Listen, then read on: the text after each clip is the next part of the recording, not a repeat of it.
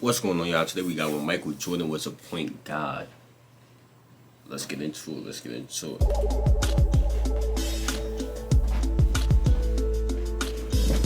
Link's gonna be in the description, man.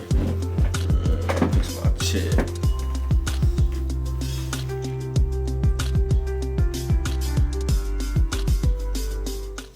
There have been a lot of impressive things that MJ has accomplished throughout his career, but one of the things that I personally think was the most impressive was something that a lot of basketball fans don't even know he did. With that being said, no matter how many times you hear the name Michael Jordan, you know it's warranted simply because he's the greatest of all time.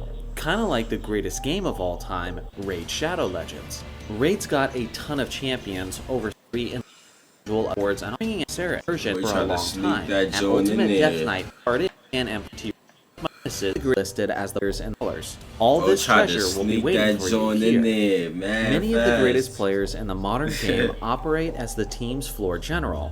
They might not be listed as the point guard on the scouting report, but let's make no mistake, many of these superstars are controlling the offense as if they're the team's point. What this translates to is simply higher production and higher averages across the board. Typically, when a player is appointed as a point guard or as the team's floor general, his usage rate increases as he naturally becomes a more ball-dominant player. This is one of the main reasons why players like James Harden had their assist numbers dramatically increase after being moved to the point guard position. It wasn't that he all of a sudden became a great passer, but instead, it was the fact that the offense was now ran through him, which naturally boosted his numbers. As great and as record-shattering as Jordan's numbers were, for the most part, he never had this luxury working in his favor and boosting his numbers, like many other greats have. Well, that is, with a small exception of the final quarter of the 1988-89 season. At the time, the Bulls had a 34-24 record and were looking to move up in the standings. The Bulls head coach Doug Hollins noticed how Jordan had been having a significant impact in numerous ways on the court, as he was putting up his best all-around numbers of his young career. This is when Collins decided to make a significant change that was pretty uncommon during that era.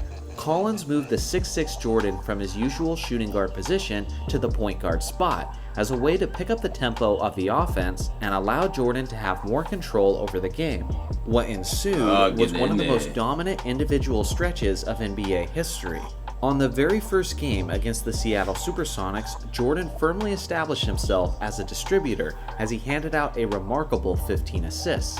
The very next game against the Indiana Pacers, Jordan had 21 points, 14 assists, and 14 rebounds in only 30 minutes of playing time due to a 32-point beatdown.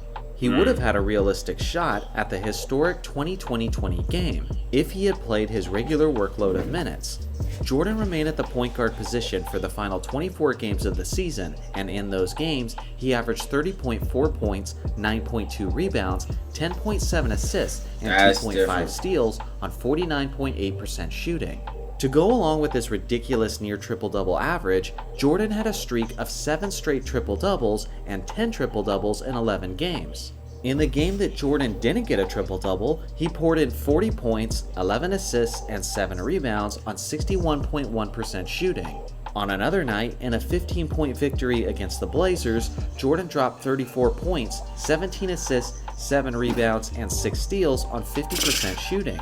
Those 17 assists were his career high. This game against Portland was also the beginning of an incredible streak that I rarely hear anyone mention. Over a 12-game stretch, Jordan had at least 10 assists in every single contest.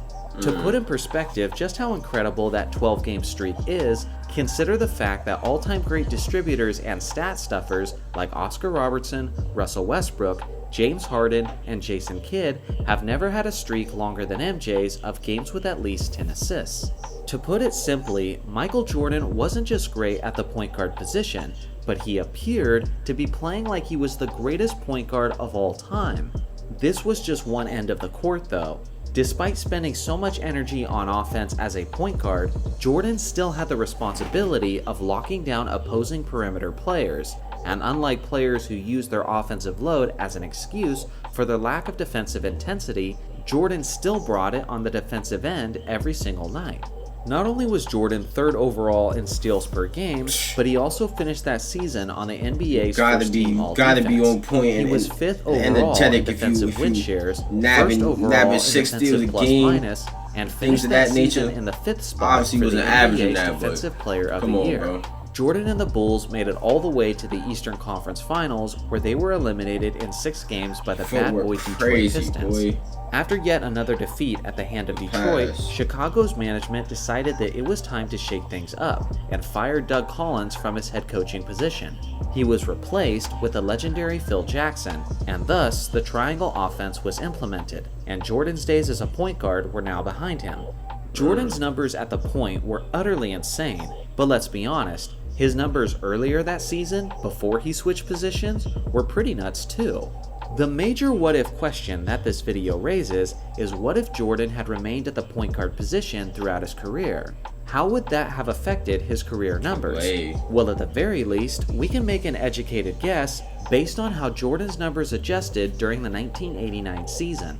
You'll see that from his 57 games as the shooting guard to his 24 games as the point guard, his scoring decreased by about 9%, his rebounding increased by around 17%, and his assists dramatically increased by a whopping 35%. So now, if we take those same percentages and apply them to Jordan's career numbers, we're now looking at averages of 27.4 points, 7.3 rebounds, and 7.2 assists per game. What I can't help but notice is how Jordan's career numbers as a point guard are strikingly similar to another all-time great who consistently ran his offense like a quarterback, and that is LeBron James. I was just thinking, but in my life, I was just thinking that those numbers are crazy similar. Are crazy similar. I ain't gonna lie. Adjusted averages, their career numbers are now nearly identical to one another.